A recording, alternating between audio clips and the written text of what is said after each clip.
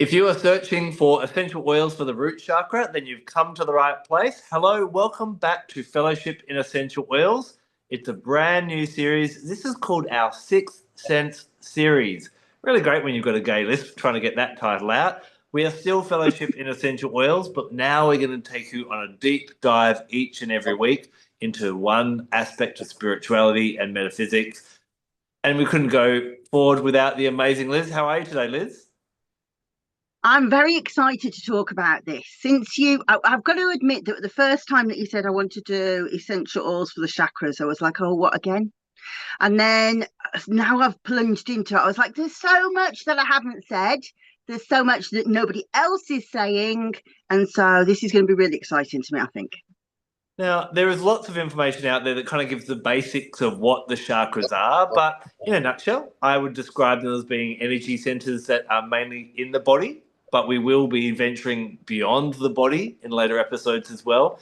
And each of these kind of resonates with a different aspect of life, different parts of the body, different systems of the body. And the main seven that we're going to dive into first resonate also with the colors of the rainbow. So we're looking at the root chakra, which is also known as the base chakra, resonates with the color red. Now, for you, Liz, what kind of does the base chakra govern, do you find? Security would be my overall statement. Actually, so I will say I've been and got this book. I don't know if you know it, by C.W. Ledbetter. It'll be 100 years old in 2027, and he was the first guy to really put colours to the chakras and to also tie in with the nerve plexuses and also the hormones and glands. So he's really interesting to read. And the other person that's really fascinating to read is a lady called Anna Dear Judith, and she talks about how the root chakra, that energy forms in the first 7 years of your life. And it's that time where you learn, is life a safe place, basically? And if I ask for help, will help come? And if I cry, will there be food? All of those things, the body starts to remember about one's reality.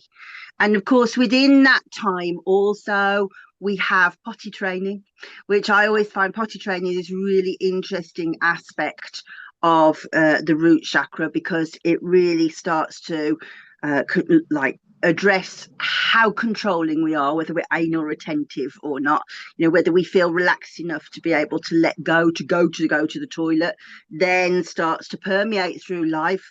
Can we live in a relationship and let people go out, or do we worry about that? Do we worry about money? Do we worry that all of these things start to accumulate in the root chakra? And I think what's interesting is when you learn it from the internet, I've noticed that it's all about blocked root chakra. But when you are doing it from a medicinal point of view, because we use it a lot in aromatherapy, in the British School of Aromatherapy, we learn to find out, first of all, is it in the right place? Is it sitting over where it should be? So they're like vortices, wheels of energy that open and close. They should be opening and closing all of the time. So not only is a blocked root chakra a problem, but also one that's way too open is a problem too. So really good aromatherapy about the root chakra is being able to stabilize and balance it so that we can have control at that space, because this is where Tantra will tell you that Kundalini is coiled. And so without that good fortification at the root chakra, Kundalini cannot climb. It's like there's a snake on the side of a rock. It needs to be stabilized on the rock for the cobra's head to come up. And so the base chakra is a really important one. It's not one of the most spiritual ones. It's not the exciting heart chakra, but it's like the cement slab of a house. If you don't have that nice and balanced, and I love that we're using that terminology, I tend to work with overactive and underactive, but again, there's that too open or too much energy or not enough. So it's not just on off, it's either kind of I almost imagine a scale of 1 to 100.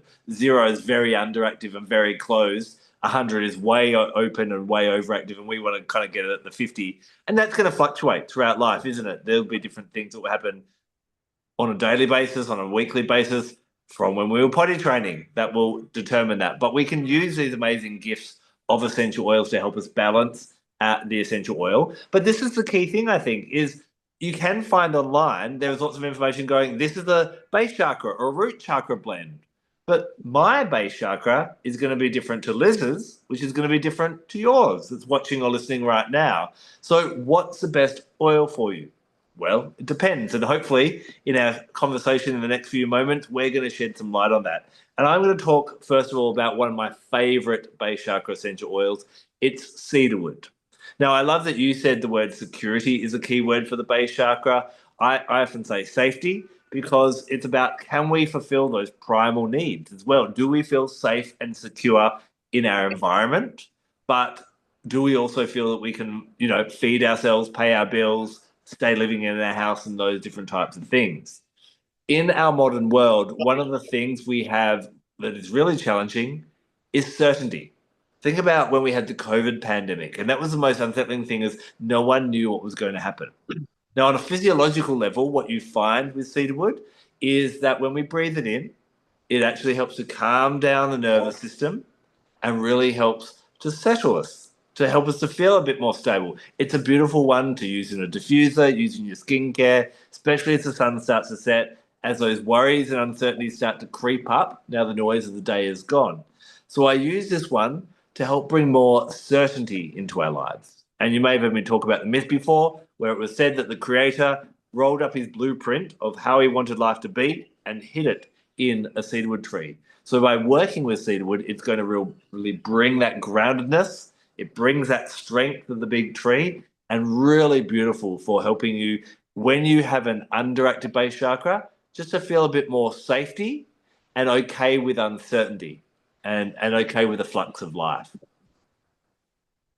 I love that. I have to say, I'll give a bit of a glimpse behind the scenes to people who are watching, that we had a spreadsheet, so I know the oil that he's going to say, but I don't know any of the reasons why he's going to say it. So this is fascinating to me. And when I had to put my 3, I was like, oh, flipping heck, he's taken cedarwood. So it's really good that you had chosen that. I'm interested to know, do you have an opinion on which cedarwood? I must admit, the one that I have the most experience with would be the one that's not even a cedar. It's the good old Juniperus Virginia. I'm not going to get that the Yeah, last name Cedarwood right. Virginian. Yeah, yeah. Yeah. So That's what I work with the most. But I love working with Atlas cedar, and I would use that in a similar way as well. yeah, so that would be my feeling about it as well. That the Virginian cedarwood, the cedar of North America. I work with 6 different North American cedars. But in terms of their philosophy of which is the most protective tree, which is the one that opens us and grounds us, then I would agree that Cedarwood Virginian is really interesting. I think I would go for Cedarwood Atlas, though. Thinking about it from a scientific point of view, if one can be scientific about the chakras. Have you ever come across the book Molecules of Emotion by Candice Pert? I don't think I have yet. No. Oh, so this is an amazing book. You should definitely read it. So she's Dr. Candice Pert, actually, and she was a neuroscientist at the NIH, and she was a really important person in the 1980s, 90s, and was instrumental in the journey towards identifying the opioid receptor. She identified the opioid receptor, and then her work went on to discover endorphins and enkephalins. So, very important lady. And she talks about how she called the molecules of the emotion are neuropeptides. And she was the first person to say that I think that these peptides moving through the body are our feelings. I think that's what you feel when you feel a feeling. It's a neuropeptide. And in it, she talks about how she gives a little anecdote of when a guru came to see her, a yogi dressed in his lovely turban and robe, and she says, and he came in and he said, "Can I see a picture of where you have plotted these channels of neuropeptides?" And she said, "Yeah, sure." So she showed him the picture, and he laid a picture of the chakras over the top. And she says, and it was really stunning to be able to see that really seems to be the similar places. And to me, this was so evocative. I read it about 10 years ago, and it really inspired everything that I wanted to learn about neurotransmission. And specifically, she talks about one molecule, which is CRF, cortisol releasing factor. And cortisol releasing factor happens when one perceives stress. And what's really interesting is I've looked at loads of literature about chronic pelvic pain syndrome because I have it. You can see that within the same space as the root chakra, there are loads and loads of receptors for the CRF and for the adenosine receptor, which is the caffeine receptor. So when I look at somebody's root chakra, I can often see it being fuzzy when somebody has had a lot of caffeine. And I was like, so that really makes sense. That's what I'm seeing. But also the science really backs up now that because CRF, cortisol release factor, is a really important aspect to address for people who have these problems in the pelvic pain. When that happens with like going to the toilet, through sex, all of those things, it's a lot to do with that signaling. So if you imagine that this is the molecule of negative expectation, and that cedarwood, its most primary function is to deal with negative thinking, it's a really good, like, fast way into like sorting that out, if we can using the air quotes. So from that point of view, I think that's really interesting. But also, Cedarwood Atlas, you can't say it about the other cedarwoods because it's the only one with proof. But we know that Cedarwood Atlas has constituents in it that will interact with the CB1 receptor. In the endocannabinoid system, CB1 is one of the main things that governs anxiety. And so when anxiety is skewed, if you can find a way to manipulate CB1 receptor, and incidentally, the common way to do that would be to self-medicate using THC, which is in marijuana. That's why we feel calm. But actually being able to work with the CB1 receptor to be able to say, get calm, and cedarwood would do that. And getting calm is the groundingness of the root chakra. So I think that you hit on an extremely clever oil there. Yeah, it's one of the classics for the base chakra. So I'm sorry to steal that one off you, but what's one of the ones that you find is another one you can use for the base chakra in different circumstances? Well, let me just do a little bit of a personal advert so that we can get some context here. As I say, when you first said let's do chakras, I was like, really? And I thought, no, I really could do some serious work here, because I've done so much work to do with how the emotions and the body interact in that spiritual bridge. There's got to be a way of putting that together.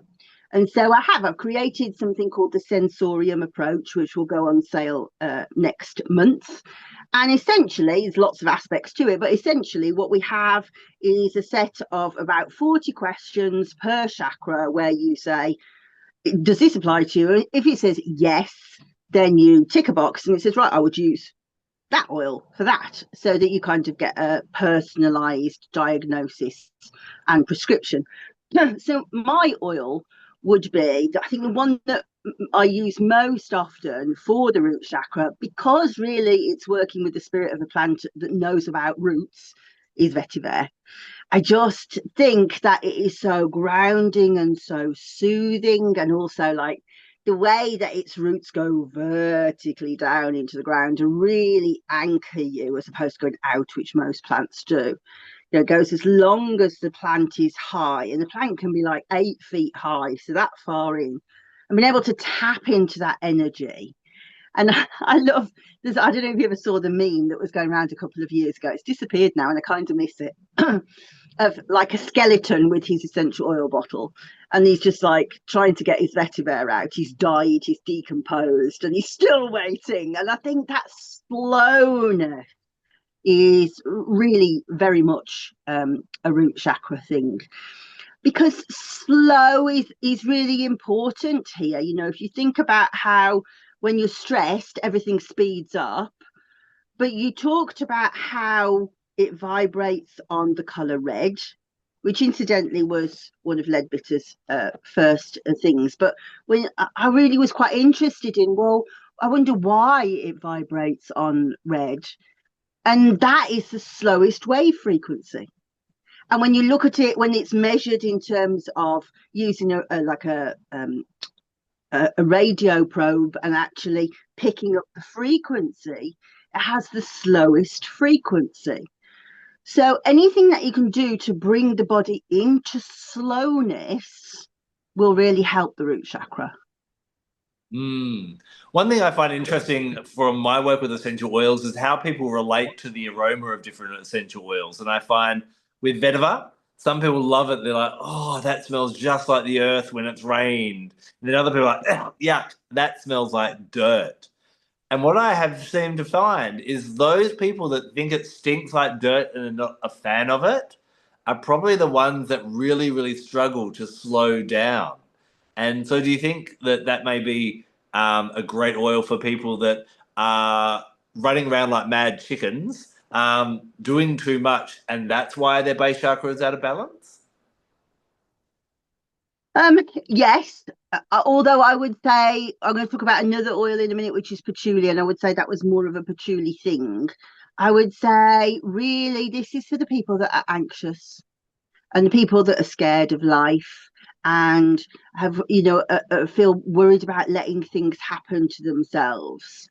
I think that would be your your vetiver prescription, really. That makes sense for sure. Now, another one, I'm going to talk about a bit of a boutique essential oil now, just to taunt people, and because I'm never happy with just the basics. And this is a new oil that's kind of started to pop up in availability due to the growing interest in traditional Chinese medicine herbs, and many of them produce essential oils. And one that would be great for the base chakra would be Schisandra, that some people may not have heard of. But I actually want to talk a little bit about ginseng. Now, ginseng as an essential oil, people may not be familiar with it as much, but we're definitely familiar with it as a plant, as a herbal supplement, and so on. And I think sometimes with the base chakra, when it's underactive, we need to just relax and calm down. And oils like the vetiver and cedarwood are really great for that. But sometimes we just need to reclaim control of our lives. Ginseng has that real ability to fire us back up. I think it's one of the most yang energy oils that I've ever worked with. It's very good as a adrenal regulator, so it works really well with the adrenal system to kind of sort that out and calming out that fight or flight to again feel empowered.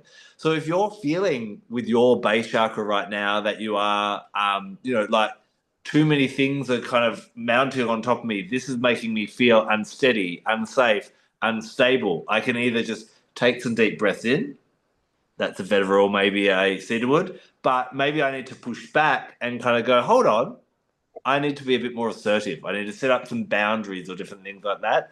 And that's where I would reach for ginseng in that way. I think it's a great one to pop a couple of drops in a diffuser, a couple of drops in a spritzer, or even massage it on the soles of the feet, which is kind of linked to the base chakra beautifully as well. So that could be another one people might want to look out for. As I said, you've got to be careful where you're getting your essential oils from, that you are getting true essential oils. But I'm excited about ginseng being more readily available as time goes on and people being able to use that for their base chakra.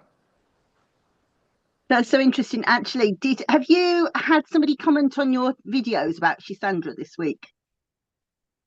Sorry, what was that? I missed that. Have you had somebody comment on your videos about Schisandra this week? Did that prompt your thinking then? Not really. No, to be honest with you, I am so bad on YouTube because I have so many videos now. People are so generous and so kind to make so many comments, and I just couldn't make any new content if I was to reply to everyone all the time. Why was there comments on my Agree. Sandra? Was there? Yeah, so give a wave to Amanda Maples, who I think I've got her name right, because obviously didn't know that I was going to use it now. But she actually said this week, can you talk about, Sandra, is there an essential oil? And I said, oh, I think doTERRA have got one. I'll ask Adam about it. And then lo and behold, there you go. So I don't know anything about that oil. And actually, I know you were really excited when you first got your ginseng essential oil, weren't you? And you wanted to do a Fellowship of Essential Oils video, but I've never been able to get my hands on it. So I can't comment to that. But there's a lovely book by a lady called Isabella Landay, who wrote a book called Aphrodisiac.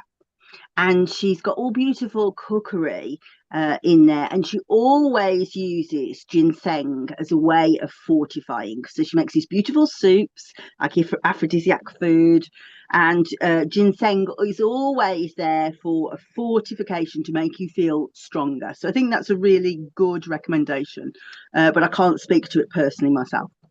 Oh, well, we've got to give people ambition and something to strive for. So now they're going to do essential oil to try and dig up and get their hands on. I'm Elizabeth Ashley, UK Director for the National Association of Holistic Aromatherapy and founder of the Aromatic Mystery School, where essential oils meet the deeper, more mystical side of healing. Here you'll explore the spiritual, emotional and energetic dimensions of plants and learn how to weave them into your own rituals and well-being practices. If you're ready to work in a way that nourishes both your soul and your senses, join us at the Aromatic Mystery School. The link's right below. You're talking about patchouli. So I find patchouli a fascinating oil. It's got lots of people have opinions on that. Why that one for the base chakra? Well, to me, this is the iconic base chakra oil, really. And I think that you talk about people having very divisive opinions about the smell of vetiver. That's certainly true of patchouli. And I'm a big advocate of saying to people, if you are the same sort of age as me and you grew up in the 70s and you smelt patchouli then and it was horrible, yes, it was. And it was synthetic. It wasn't real patchouli. Real patchouli smells absolutely beautiful. And I've been very lucky in the past few months to be able to enjoy a new set of patchouli that I didn't know existed. So I have both light and dark patchouli now, because patchouli that's dark has taken on the colours of the still, the dark lead still used in India. And that's kind of got a much, much deeper resonance than even your normal patchouli. But I think the main skill of patchouli is that it brings energy down out of the head into the body. And structurally speaking, that's all we're trying to do with the root chakra, really. We're able to just bring energy to where you want it, to have it weighted down in that space. And that's what patchouli does. So beautiful. It really helps with that kind of sense of presence, doesn't it? Being present in the moment. And I remember hearing a saying in the past that, if we're feeling pain and suffering, we're living in the past. And if we're feeling anxiety, we're living in the future. And if we can draw ourselves back to the present, which I think patchouli does beautifully, the suffering and the anxiety just goes. Yeah, and I'm listening to on Audible a book called The Infinite Mind by a lady called Valerie Hunt, and she was a professor of kinesiology and some kind of psychomotor studies or something like that, movement studies, at the UCLA in the 1970s. And she was the first lady to be able to put sensors on the chakras and in the aura and to actually measure it scientifically. And she made a lovely point that I hadn't really thought about. She said that when you study quantum physics now, what it more and more suggests is that nothing actually exists outside of your attention. So until your attention goes onto it, nothing else exists. I was like, that's so interesting. And I think that really marries up with your idea that, well, the past's gone, the future's not here. What exists is the present as you concentrate on it. I think from a meditating point of view, that is really profound truth. Fascinating. Now, we've talked a lot about different oils that will kind of help to settle us and ground us, and maybe if we've got an underactive base chakra, it might help it to kind of cultivate a bit more balance and harmony in that way. But something that gets less attention is when a base chakra is overactive. Now, I find this can present in different ways. And if you're wondering right now, hold on, I don't know where my base chakra is, I'm going to link and you can check it out on YouTube. I have a demonstration using a pendulum, and I find there are traits that you might identify as going, oh, that sounds like an underactive base chakra or an overactive, but you can also use a pendulum to do that as well. But I find when people have an overactive base chakra, so there's too much energy in that area, what happens is they feel overly safe, overly secure, where they can almost be reckless, a bit belligerent. And I find not only with their own well-being, but also with other people's well-being, not just their physical well-being, but also their emotional well-being as well. They can almost be far too fiery in that way. So this is a really great oil to use when this is the case, and that's cardamom. Now, cardamom is a classic of what an oil, and I've said this throughout all our shows, what an oil does physically, it does metaphysically. Cardamom really, really helps to get that fiery energy flowing properly. We use cardamom for the respiratory system to help us breathe easier. We use cardamom with the digestive system to help us digest more easily. We use it in massage for circulation to get the blood flowing more easily. So a lot of the time, think of that anger and that frustration, and sometimes we can have too much energy boiling up in there because it doesn't have anywhere to go. And what cardamom does, it takes anger, which is that fiery energy that has no outlet, and turns it into passion. And it actually helps to flow and dissipate and can really help with that fieriness that may be in the base chakra. Not as relatable, and people may not find that happens as much. And I don't find, when I'm working with people, I find more people have underactive than overactive. But some people will almost, I guess, that when we think about the base chakra, that fight or flight situation, many people are in flight, but if you're in fight status, that's where I'd reach for the cardamom, because you're almost like aggressive in the way of trying to regain your safety in that way. Does that make sense? Yeah, it does. And I think one of the attributes, I mean, we haven't really talked about the physical attributes of the root chakra, but they're most definitely there. So if we have root chakra issues, it's almost like somebody has bisected us below the belly button, and the energy is not getting further down. So it's not getting to the feet, it's not getting to the legs, it's not getting to the hips. You'll see it a lot in like arthritic hips. You'll look and just, oh, what a surprise, root chakra's out. But I think the nice thing about cardamom is its warmth. And so if we do have this sort of lack of energy in the lower extremities, so for things like rheumatism and for arthritis, but sort of circulation and cramp in the legs, cardamom is lovely because it brings all that lovely heat into it. But also I would say that cardamom says, look how far you've come. It says, sit down, stop thinking about that, stop beating yourself up, look how far you've come. And I think that is a good, I think that could really help for people whose root chakra is probably okay-ish, but drops. And it like presents itself as imposter syndrome, for example. And you're like, well, I haven't got any proof of what I'm doing. Why am I talking about this? The medicine of cardamom is always to say, but look how far you've come. And when you do that journey, then you realize, I've acquired all of that knowledge, I've acquired all of those qualifications, I've acquired that network. Oh, actually, I'm a really long way down the track. So it's a really good oil for imposter syndrome. And that can be a solar plexus thing, but I think also definitely a root chakra thing. And to think about it, we really live in a world that's always telling us that we should always be aspiring for the next goal, and that we're not making it, we're not successful, we're not safe in this world because we're falling behind.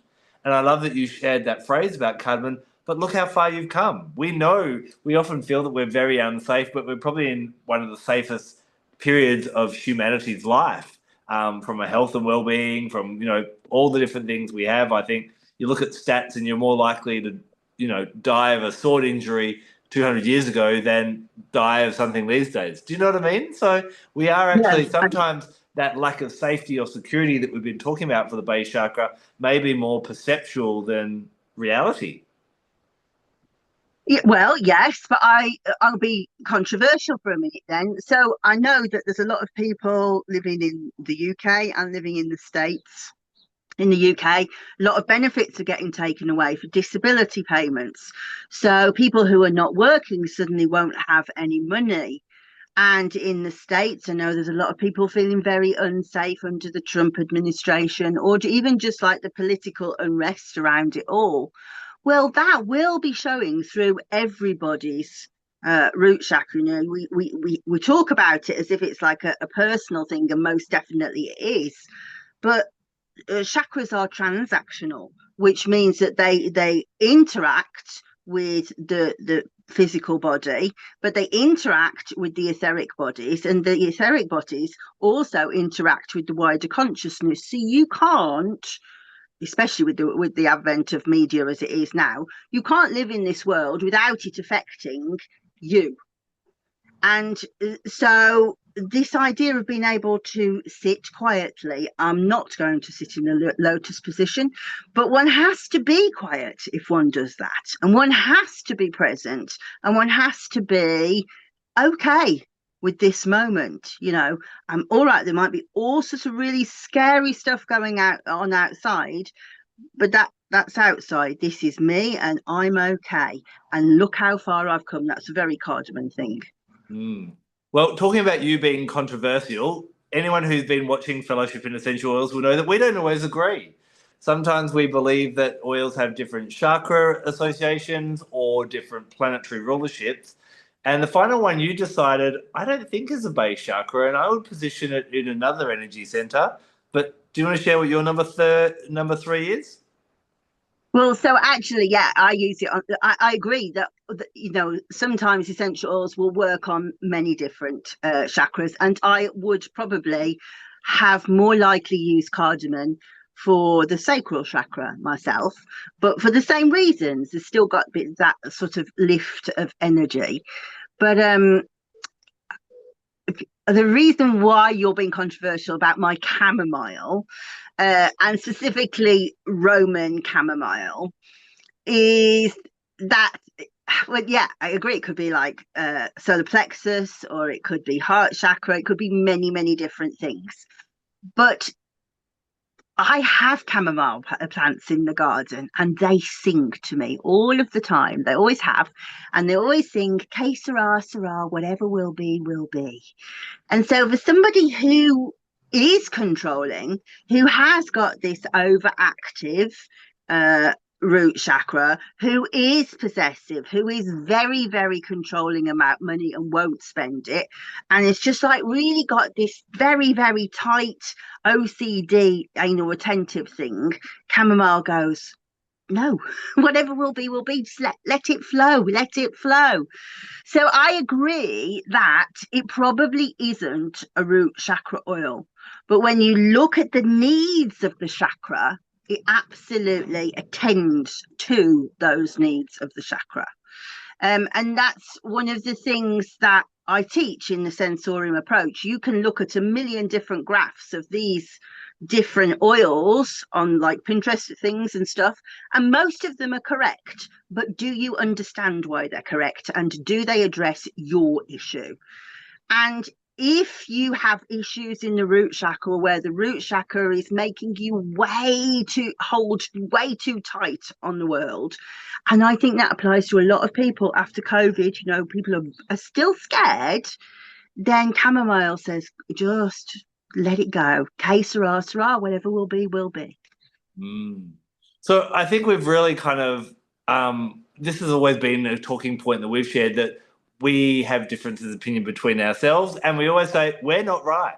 So if this is someone's first episode and they've come for the answers, sorry, we haven't got the answers, but we've got suggestions. But you've got your Sensorium. I've got my book, Chakra Balancing with Nature's Gifts, where there is a quiz at the end of each chapter, and you can actually look at the questions or the statements that you resonate with, and that'll help you choose those different essential oils. Then what you can do is you can work with just one. Maybe cedarwood has stood out to you today, maybe patchouli has in this conversation, or you could make your own blend together with them. Now, my favorite ways for base chakra is really, I love to do like foot massages, and you don't have to get a full foot massage, but even just massaging a little bit into the foot and then letting those feet rest on the bare earth. It's a really nice way of just slow it. Now, that's going to take a bit of time. That's going to slow you down. That's going to ground you, and that's going to do wonders for not only your feet, but also your base chakra as well. How would you necessarily use base chakra essential oils, Liz? So I tend to use it. It sounds very rude, on the perineum itself, also on the coccyx, on the base of the coccyx, also on the back of the neck. So if you like follow up the spine, your head kind of goes into a cradle, doesn't it? Means it will go straight to the brain. And because when I'm working in the Sensorium approach, I'm always coming through the emotional and mental aspect. So how are your emotions doing? Then that gets it quickly to the brain centers for the limbic system fast. And then, of course, that interaction with the emotion will transact back into the physical body and into the chakra. But also, more recently, I've become really interested in mudras. Because did you know that there's mudras for the root chakra?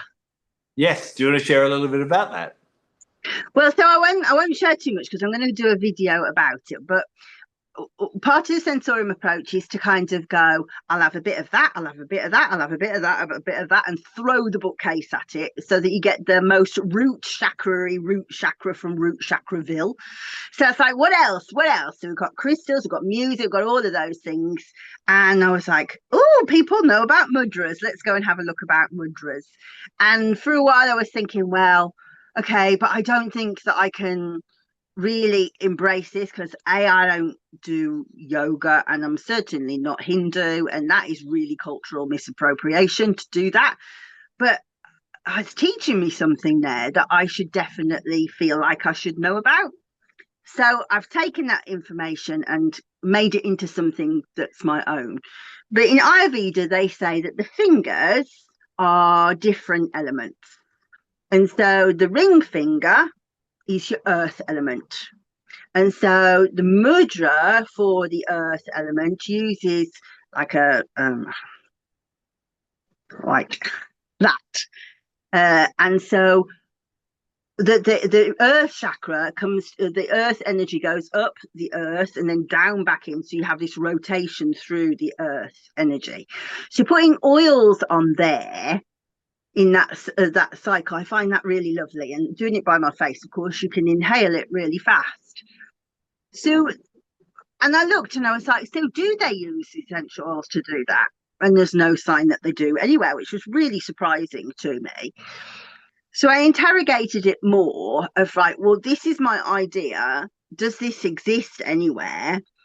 And in Tantra, a similar idea exists, that one can sort of overlay an idea onto an energy point so that that deity or that seed or that energy goes into the energetic field.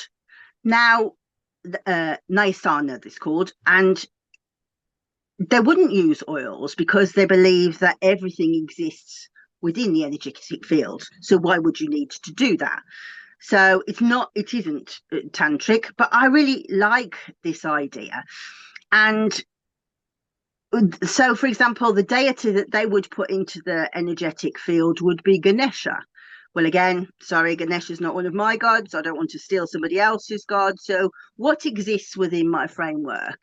And I was thinking, well, animals, bees. Can I make a bee framework over this? So, this I have.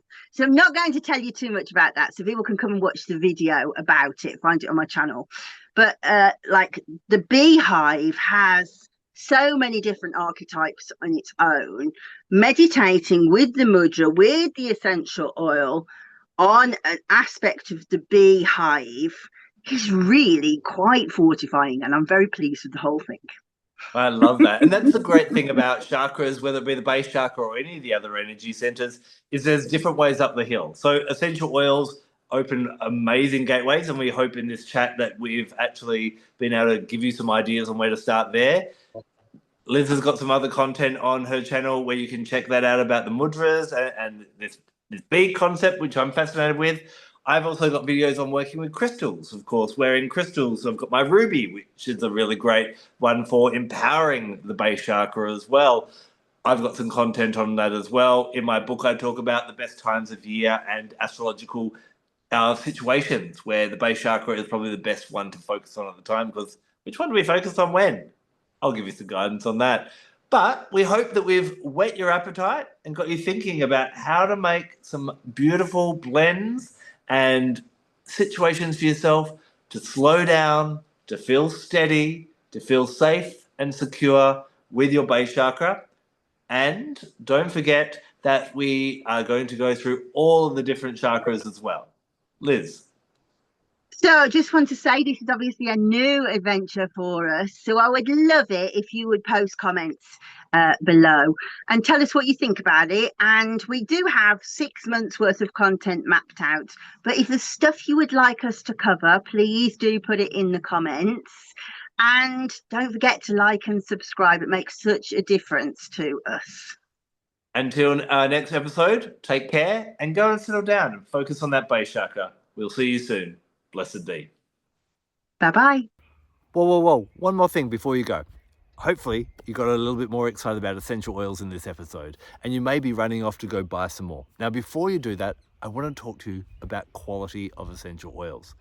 Did you know that around the world there is no regulation or governance about the labeling of essential oils? Anyone can call an essential oil pure, natural, organic, and it doesn't have to be. In fact, 75% of what's sold as lavender around the world is not even from the lavender plant. This can be ineffective in an oil, but it can also mean that the oil can be harmful for you. Not only physically, but metaphysically, it's not going to work well either. So I went on a journey to find the best essential oils that I can trust, and I found doTERRA to be absolutely amazing. Not only do they test all their essential oils, but they have an independent third party test them at the end of their journey to make sure only in the bottle is what nature intended. However, if you want to get doTERRA essential oils, don't just jump on their website. Reach out to me and I'll give you a discount code so you can get them at a cheaper price. But I don't just want you getting essential oils. I want you to learn how to use them each and every day for the body, mind, heart, and for the spirit as well. So when you become one of my customers, you get free access to a lifetime discount code. We have online portals where you can learn more, and we have giveaways and freebies and all different things like that. So I'd love you to join my wellness community. Simply click on the links below and let's get started with you using real essential oils as nature intended.